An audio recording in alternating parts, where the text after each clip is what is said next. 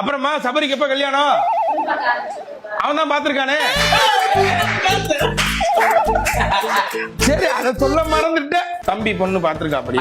அதை எப்படி சொல்றதுன்னு சொல்லி யோசிச்சுட்டே இருந்தாப்ல. பொண்ணு இந்த ஊர் கிடையாது, இந்த நாடு கிடையாது. பொண்ணு ஓகேவா? ஓகேவா? ஜோவில். ஓகே. இப்ப அந்த பொண்ணுக்கும் இவனுக்கும் கொஞ்சம் நடுவுல சண்டையா போயிட்டு, அது தெரியுமா? சரி. இப்ப அந்த பொண்ணுக்கு கல்யாணம், அது தெரியுமா? இன்னொரு பையன் கூட, அது தெரியுமா? ஜாதகத்துல 8ஆம் கட்டம் 9ஆவதுல இருக்கான். அழிச்சுக்கு திரும்ப மாத்திர வேண்டியதானே? 9ஆவது கட்டம் 13ல இருக்கான். இந்த மாதிரி இதுக்கு என்ன அர்த்தம்னா, அவன் நினைக்கிறது அவனுக்கு கிடைக்காது. அவனை யாராவது நினைப்பாங்கல்ல, அதுவும் கிடைக்காத.